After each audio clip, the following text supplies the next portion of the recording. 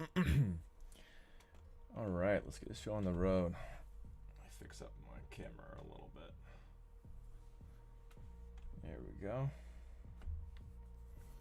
Oh, gotta get my handy dandy no board. Perfect. All right, let me make sure that everything's good to go before I start talking about stuff. See, how's the volume? Make sure the volume's good. Okay, I think we're good to go on the volume. All right, let me get this link going.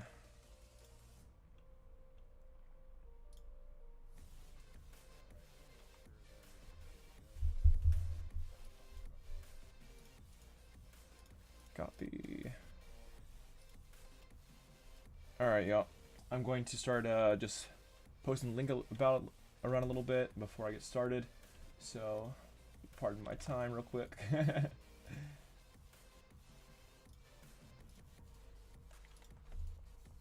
Just gonna get this link posted up a little bit. Mud stack.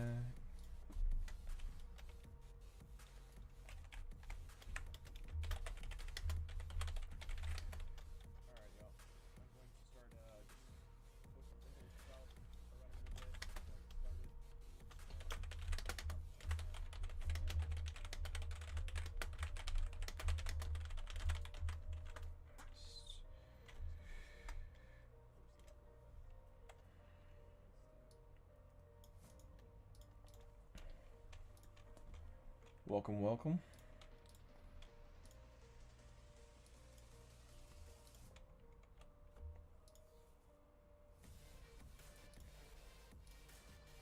Just gonna post on a few different places and then I'll get started.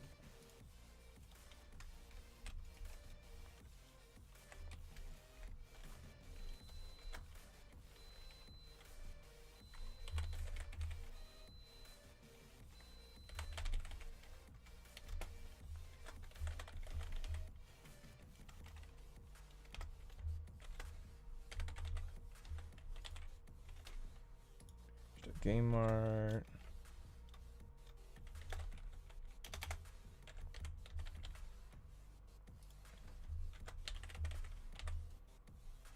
Indie Dev.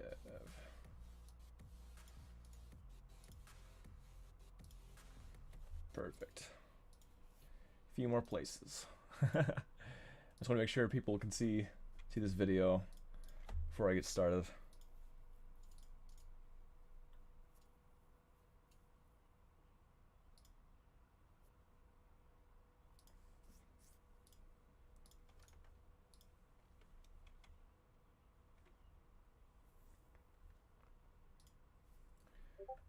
Version control.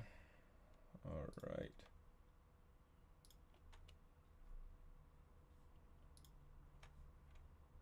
Got it.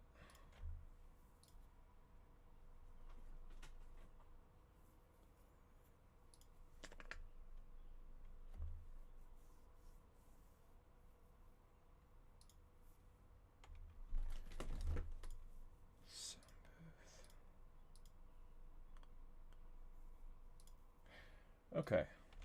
All right, cool. So I think that's probably good. There's a few more places I'd like to add it to, but I think that I want to get started a little bit sooner on this one.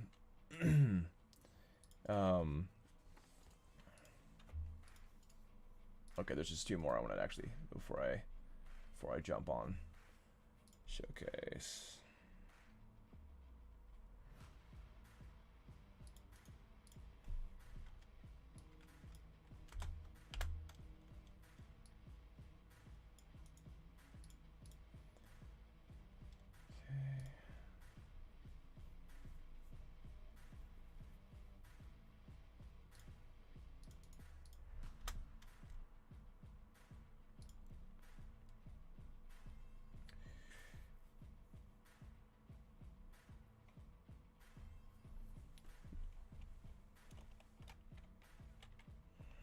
All right, I think we're good to go. All right, yeah. So, yeah, welcome to the stream, everybody. This is going to be a little bit different than usual. I'm going to talk about a version control for artist software. And if you don't know what that really means, it is a bit different. So when you are going about making a ton of assets, and I'll be using this from now on, I think. Thank you to our sponsor, Mudstack. By the way, so I just wanted to say that, like, probably from now on, you'll see me using this on the stream and adding assets to Mudstack. But it's something that I think is really important, and that I was affected by when I was in grad school and undergrad, mostly undergrad though, and worked with on a big team. And people didn't know how to use version control properly on those junior style teams and on large teams, or especially for like indie dev and that kind of thing. It is it can be very problematic if people, like, say, push work without pulling some changes, and so proper version control makes it to where you don't lose any of your work. I can't stress how frustrating that is enough when you lose a bunch of assets or time, or for instance, if your computer goes down. I had a scare recently, actually, where my computer was having trouble booting up, and I was like, oh crap, I just lost all my work. And fortunately, I have kept a backup, like a hard drive backup and everything, but not everyone does, and even if you do, you may not update it as much as you probably should. And so you might have updated it for a month or so, and then the last month could have been wasted if you don't push your assets in a timely manner. But yeah, so I guess without further ado, I kind of wanted to talk about this. So yeah, when I was an undergrad, I worked on a game called Kickshot, and Kickshot was kind of like a running. Basically, it was a first-person running shooter type of game where you are. It was almost like Mirror's Edge in a way with a rocket launcher. So you kind of had like strafing, like air strafing, and rocket launcher mechanics and running, and grappling hook stuff. But anyway, on this game and on a game previous, a lot of the artists did not know how to use like, say, like Perforce or GitHub, and and so what happens when you don't know how to use it is, like, an artist say pulled a build a month or two ago, and then they pull they push all their stuff without pulling for that remainder of time. And I know there are some fail safes now for that purposes, but back then there wasn't as much, and you can luckily now revert changes as well, and there was ways to revert things, but not everyone knew how to do that. And so I think this is really important for a lot of reasons that things like this exists. I think as well, people might use Drive. I think Google Drive is probably a big one that they would use for certain kinds of assets. But the problem with Google Drive is the cost. The cost is not light, and so I guess we'll go into. So if I go into champions, and I have all this stuff, right? And I'm almost capped at my 30 gigabytes. That's the free range and everything. Even for my professional account, it's, after that, it's like, oh, buy our next storage thing. And so I think that's probably a big draw for Mudstack, is the cost valuation is way better. But then also, like, just I would get into it a little bit. I really enjoy the tag system. Here, I'll go over to tags. So, for instance, in Google Drive, I can't, like, necessarily do a tag. Like, I can make a folder, that kind of thing. But if I want to, like, say I want to grab everything from Malaboy, then I can tag Malaboy assets here. And so if I go over to characters, and like right now everything is here. So if I go to files, everything will populate in the file section. But if I go for a tag such as Malaboy, then it makes everything pretty easy. So if I go Malaboy tag, there's my 2 Malaboy MAMB files. Oh, that's why.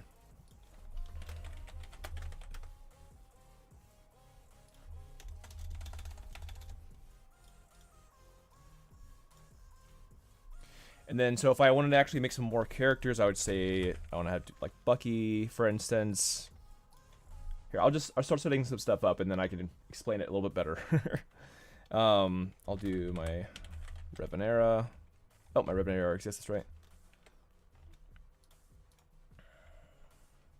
All right, and then I can do things like big picture stuff, like environments.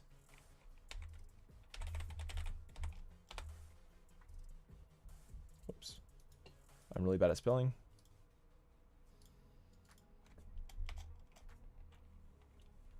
Oh, that's what it is.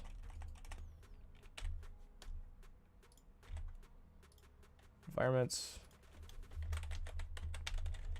Characters. Right, so I have this kind of thing set up usually in my like typical folders thing. However, if I were to lose access to my computer, this is going to be nowhere, right? So I think the mud stack is really strong for just basically being able to use like a cloud-based system. So I could like access this on my phone, I could access this abroad, right? If I'm ever traveling and stuff, and not have to have my big chunky desktop wherever I'm going to access my files or a drive, for instance. Not to mention the amount of gigabytes you're able to use initially is awesome. So without going into their indie plan, I can do almost 300 gigabytes, which is phenomenal. Which is way better than if you're going for Google Drive, or if you're going for your typical like D or C drive or whatever. But I think that a big draw for this is the safety factors of it, where you're able to really like. So like keep different versions, which is the part of version control. You're able to keep different versions of the same kind of files. For instance, over here, I'll go over to my Malaboy, and so I have like my Malaboy like underscore rig 2. So if I go over in here and go over to manage versions, okay, that one's not that. I think that maybe this one. If I go over to manage versions, yeah, you can see that there's different versions here. And this is good. This is a start, but like again, with the cost evaluation is pretty rough. But yeah, it ends up being kind of muddy as well. And I don't know. I like my kind of stations pretty clean. And this is only muddy only at the file area, because this is the raw files, right? You typically would work in your library section. So I'm gonna go over to characters, and the cool thing about this is if I want to like batch put things in, I can. So I'm gonna go ahead and go to my character section. So I'm gonna start transferring stuff over. So I don't want any more scares with like I'm gonna waste my assets. I don't want that to be a problem, and I would love to have things on the cloud. And so this is going to be for that. So I'm gonna do, let's see, I will do final models. So I already have a lot of Malboy stuff, and this is not really going to be for things that I can replicate quickly. These are going to be for the main files, the mega files, right? So if I want to bring Malboy ZBrush, I can bring the ZBrush tool in here. And the cool thing is if you bring it into a library, like character library, it'll automatically assign that character tag to that asset. And sometimes it'll do this where it's like uploading complete, but you can't, it doesn't populate here. And if that happens, then just go to reload, view reload. Okay, I'll go back to my libraries, characters, and yep, I should have my ZBrush file. Yep, ZTL. So yeah, yeah, it's really cool that I can handle basically any kind of file type that I've put into it. Including like audio file types. So if I go over to here and I want to add like my music,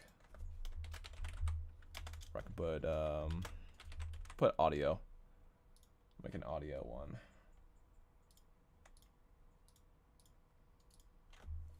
I should have audio. There's actually a bunch of stuff that I have elsewhere, but yeah, I have my audio. Let's see. My P's. I'm gonna go down here. It's just a bunch of I really want to keep these things clean. This has been a big problem for me. I'm gonna bring this over here and just make this large. So I'm gonna find my audio files real quick and bring them in. So I have my builds. Okay, cool. So yeah, for instance, here's a good example. I have.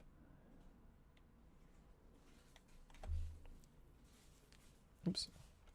Oh yeah, I need to make my library. So I'm gonna make a library real quick. I'm gonna make an audio library. So anything audio or SFX, that kind of stuff. All right, now I'm gonna bring in my stuff from because I want to get rid of my drive probably altogether. So I'm going to bring in my audio files now.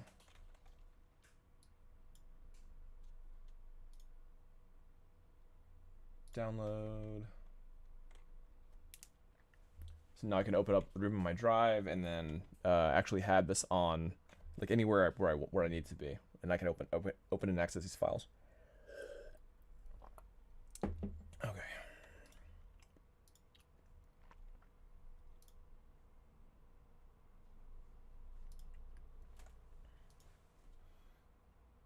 Okay, extract here. That's fine. All right, yeah. So here's an example. I have all of my audio asset files here. Yeah. And so I have my castle theme for the castle track, right? And then I have like loop and all that kind of stuff. Over here I have my jingles, which is like before race, after race, and that kind of thing. So I think it's cool to have those different pieces. Let me post here.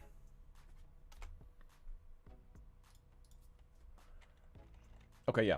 So I'm gonna go ahead and just drag and drop everything I see here, and put it into my audio library. See, it's just like I can like batch export or batch import things and upload them, and then I can use my my tag system. Yeah, I know I'm kind of on the nose here about just like thanking the sponsor and showing exactly what this is, but I feel like if there's no context to what Mudstack is, people might ask me like, what are you using? What kind of software are you using when you're like making something in Maya and bringing it into this Mudstack software and everything? So that like definitely check out their website. Check out Mudstack. If you are an artist, definitely get Mudstack. I think it's Pure Ref and Mudstack are two little like middleware type of things that I think that all artists should have now. Like it's pretty cool. All right, yeah. So since I brought it into my audio library, I have 11 audio assets, and so now I can make tags like the actual the folder system right here. I can make like my castle theme tag. I can make jingle tag. I'll do that now. Castle. I'll just do a castle track. Castle track. And then I'll do my jingles. And then I'll do my main theme.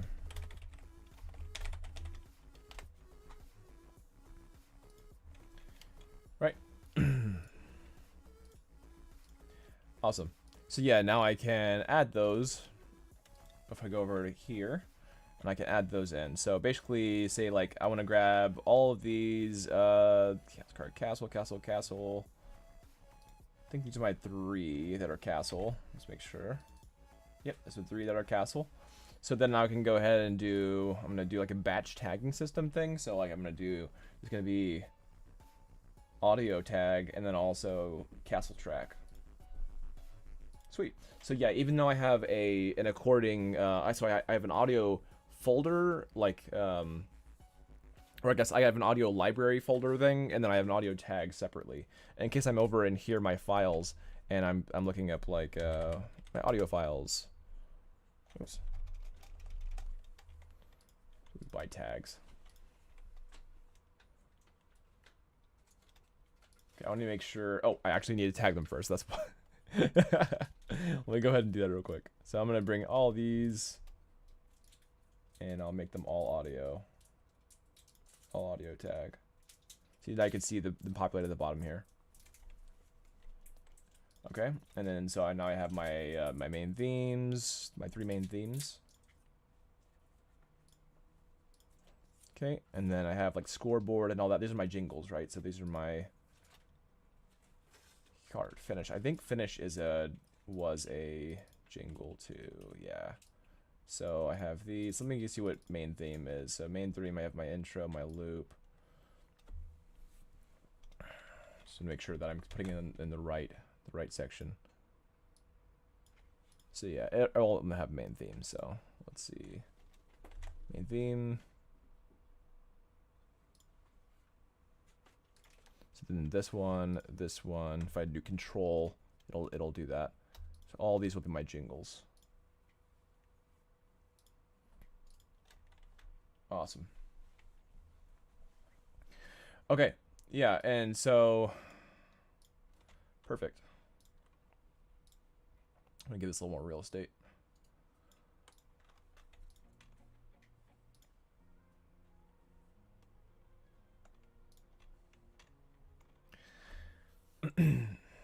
Okay, so I'm gonna go ahead and delete some of these. Well, actually, I think that this is a cool example of what you can do with Mudstack. So I'm gonna show you actually some of these files. I'm gonna go into libraries and show models. So this is from the Mudstack team themselves, right? Where they have like, if I actually go into one of these folders or these models, you can actually see, which is really cool. Probably one of the most fun things that I can tell you about the software is that you can see the models in 3D. It's really cool. And so you can see there's like if you have say like with most indie teams and everything, or most teams in general, you're gonna have like multiple people, the collaborators working on the same game with you. So you can have like multiple people that are talking, and you can have kind of like a comment area.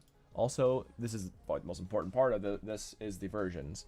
So like you have the base med kit, right? That you can see as well, and it's all stuck in this version control bit.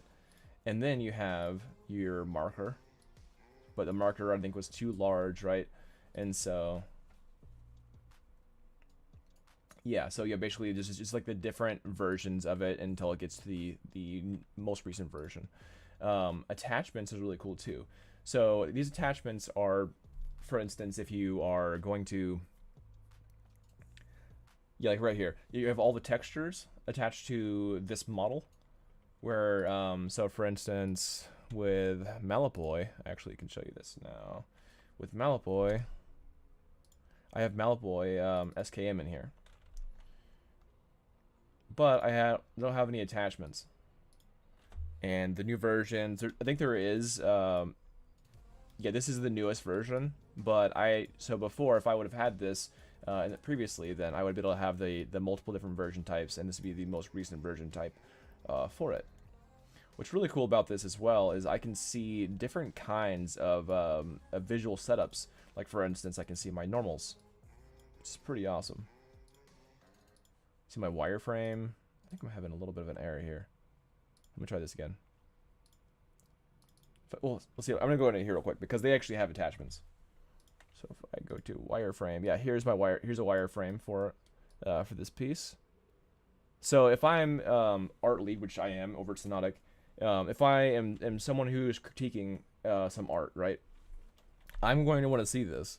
Like for instance, if this is a low res game that we're doing, and I'm like, hey, we said that we weren't going to model in these bolts, and that's taking way too much geometry, then I don't have to download their models as long as the other artists put in their models for the game in here. Then I can see, oh, okay, this is like you're putting in 20 polygons for this one bolt, and we only have 100 polygons for the actual asset, like per asset. So that's obviously not going to work. Then you can see the normal map. So if there's any kind of baking errors, then that's another way to see it. So like, for instance, if you were to like these areas are super close to each other, and so there could be some baking errors that wouldn't be as easily to spot as a typical shaded version, for instance. But this makes it a lot easier to kind of see what's happening, getting under the hood a little bit better without even have to download it. Here's your UV map systems, which is awesome. Vertex colors if you have it, and then back to shaded. Toon shaded is kind of cool too, but it's really specific on like why you might want to use that. But shaded is the typical way to go about doing it. Also, alternatively, it's really cool if you can see bones. Now, obviously, this thing's not going to have bones. If it was animated at all, that'd probably be an effect. But if you do have a character, which I'm, as a character artist, I love this stuff. Like, I want to be able to see the bone structure or be able to move something around. Yeah, that's a cool way to do it. And here's another example. So this is just the rock wall texture itself. And so you can see the different versions, the new version, in the comment section, right? You can see that they went through multiple iterations to get the kind of lighter version of this. So this is the original, and they kind of made it better and better for their product. And I think that's what's so cool about it, is that there is a collaborative effort for this kind of software, but also it keeps your stuff safe. So say my computer dies tomorrow, knock on the wood, right? Then I'll have all of my assets that are important to me that I can recover quickly through this, through Mudstack basically. And so, build up your libraries, build up your tag systems. I'm gonna show you a little bit more now. So I think,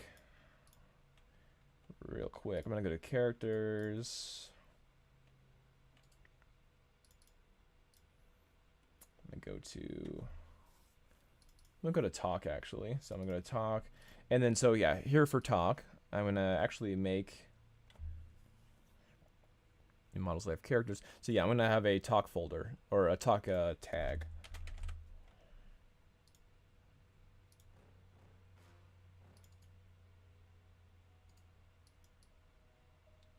Turn up the audio a little bit.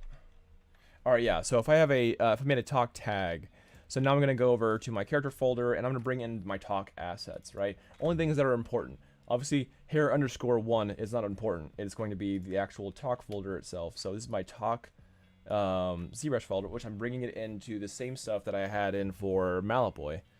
So let's go ahead and bring that in. It's taking a minute because it's high poly. Anything high poly is going to be a bit more heavy than your average Maya file.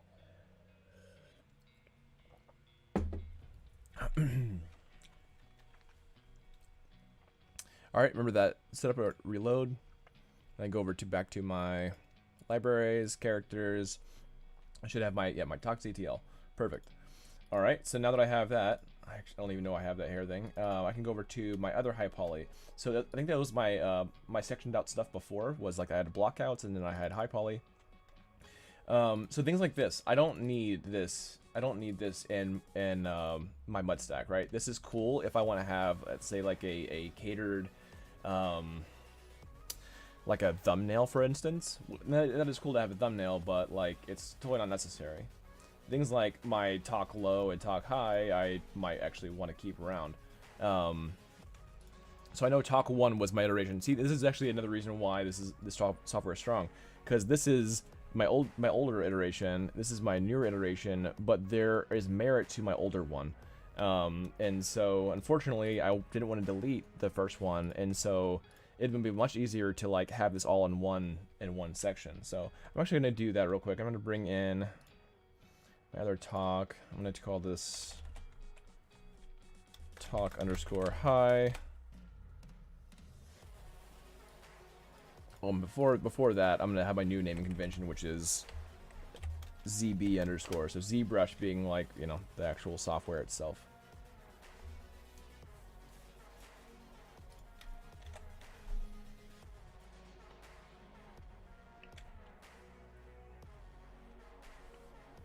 So while I was thinking, I'm going to go ahead and do that here.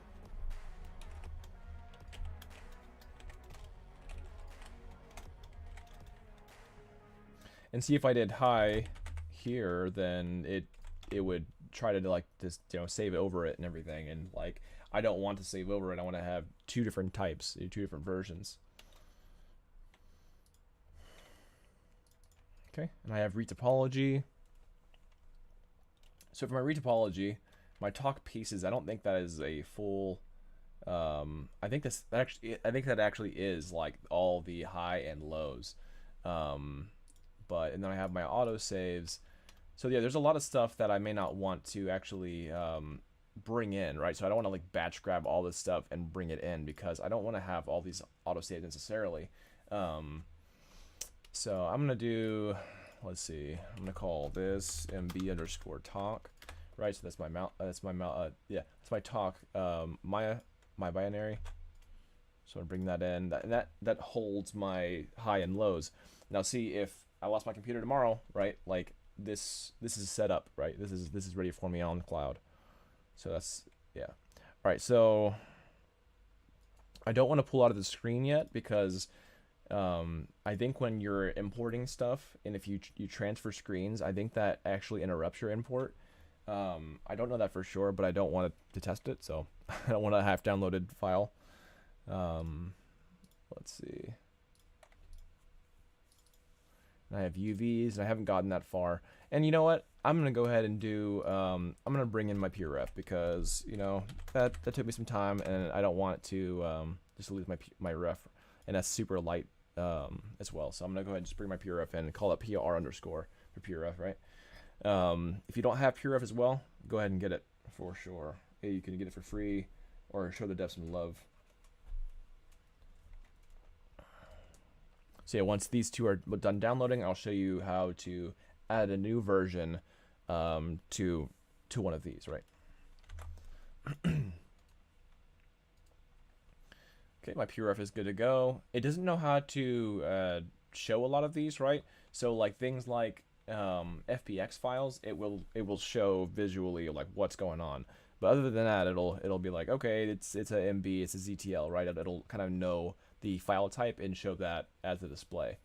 So unless you want to like import thumbnails, you don't have to. Then you know that's a way to do it. You're only displaying the things that that are like more like this, right? Your FBX files. All right, I'm gonna go to my files, go back to my libraries, go to characters, it refreshes it up a little bit. Okay, so now I'm gonna go into, I think it was my topology. No, it was my high poly. So yeah, I had my I brought my ZBrush talk high. So now I'm going to ZBrush talk high. So yeah, because of the type of file type it is, like in ZBrush, it doesn't know how to display ZBrush file types as far as I know. And so what I can do though is I can go into here. You know, attachments are mostly for things like FBXs that if you want to like bring in those textures you can. But yeah. So yeah, I can go ahead and drag and drop my other version into this. So basically it's my ZB talk underscore high 1. And then so you'll see how it populates. So it's going to be, this is going to be the old version is set as my current version, and I'm bringing in my new version, right? I'll show you guys displayed in a second. And I believe everything that's an attachment is, if I remember right, it all goes into your base folder system, like all those raw folders I was talking about earlier. I think that everything goes into there. I'm pretty sure even attachments do. But yeah, this is something that we're starting to use for our studio. It's Synodic Arc, and it's something that I will be using for Baka Entertainment as well, because I just enjoy it so much.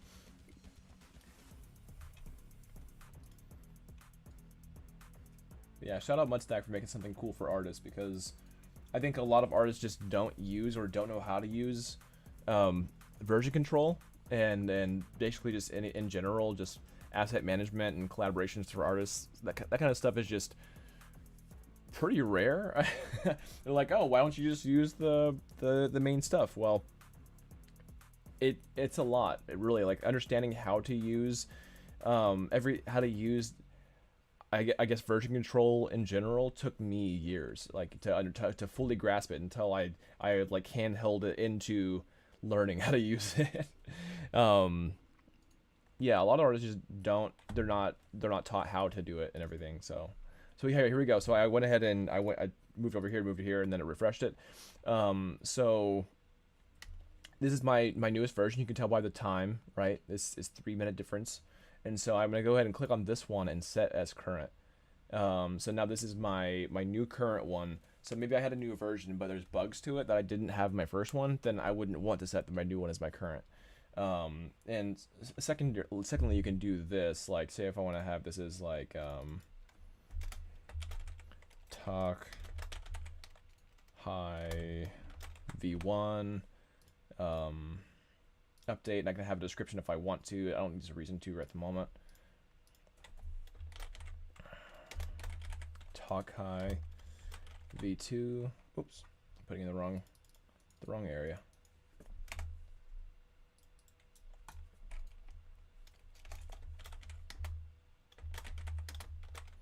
Talk hi v2, and I'd say like this one is clean but may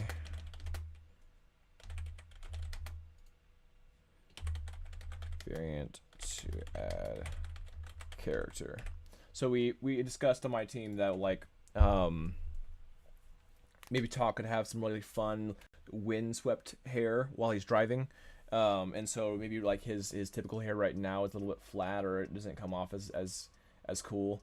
And so yeah, we might want to make a new variation for that in the future. So this is not like the one and only kind of thing. And here you can see on my timeline all the things that have happened, all the actions that have happened for this asset specifically. So it's really cool that it keeps like a track, like a backlog, or not a backlog, but like a history of what's happened to this asset, and then your comment section and everything like that. So if I leave a comment here like talk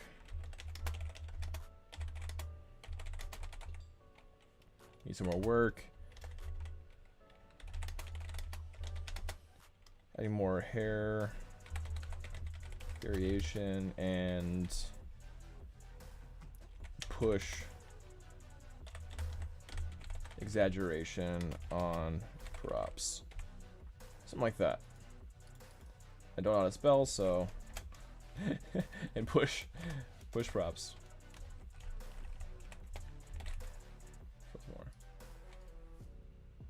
All right. So now it's going to have me, and this is my like quote, or what this is kind of like my comments for it. All right, so I brought in my talk assets, and I think that was like a super clean way to do it. So things like this, like these are my little reference is like the individual references.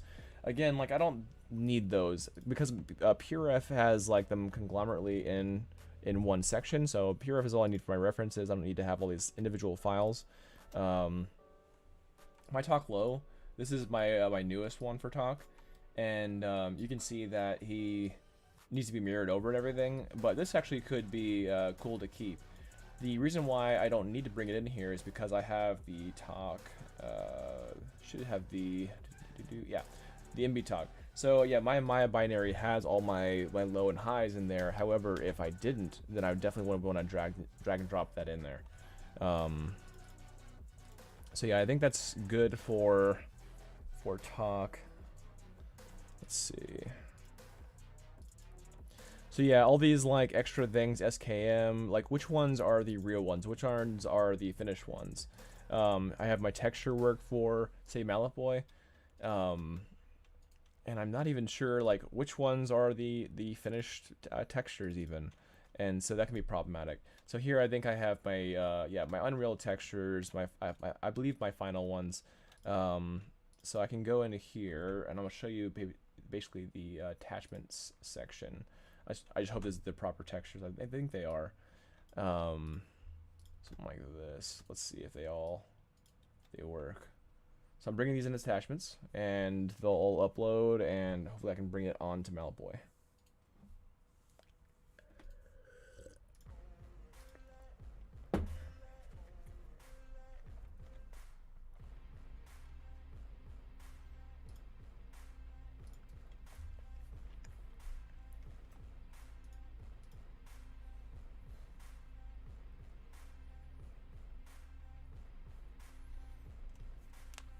yeah, mainly though, I want to have a backup, and I don't want it to be a hard drive anymore. I think that's probably a huge thing. It just has, you have storage, you have backups, people can collaborate, and as an art lead, I'm going to start using this a lot more for basically the junior artists that come in, for VFX artists, for sound effects, for other characters and environments. I can go check their wireframes, I can check their textures, right? This is a powerful little software that I'm having fun in using with Sonotic Arc, and I love that it's a thing.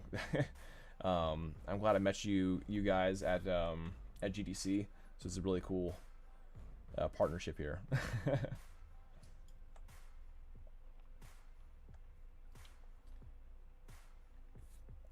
But yeah, they had a GDC booth when a couple of the Sonotic Arc members went to GDC this past year, 2022. Let's see if it if it populates these textures. I don't know if it will, because the attachment system is I think a rather new system, at least with the what I've been using it for. So no, I know it. So now it has these textures, which is cool. So it has individual textures, which is fun.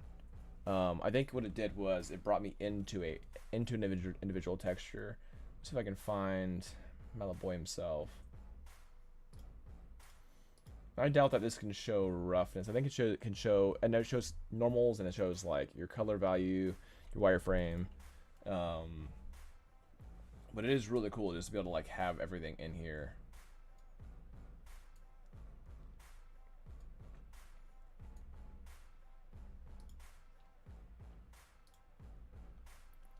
All right, so this is still SK and Malaboy.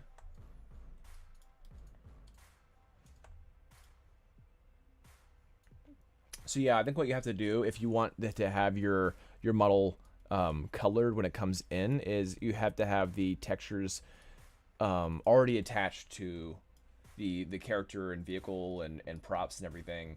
So I did not do that previously. I did not attach these, but I bet you can do that with my free creative material and bring it in through there. Then I just haven't done that yet. But anyway, guys, thanks for watching. It's gone a little bit over that I expected to do, but I really wanted to show you guys this, and I think this is really powerful, cool software for artists and for your art team, for your indie studios, or for however you want to do it. Say it. I really do think that they are a step above the competition when it comes down to doing version control for artists, and it's so visually easy to use to me that, like, I don't know, I think it doesn't come with like much of an uphill battle and trying to learn how to use it. And they're constantly updating it as well. I'm part of their Discord. Yeah, get it for yourself. Go ahead and check out the description below for their website and download their newest beta. But yeah, I bet on the well, I'll be showing you guys on the next episodes, next streams, that like other ways on how I'm going to be using it and everything to keep and hold all the assets and everything for Baka Bros. Again, thanks for watching, and I'll see you on the next one. Peace.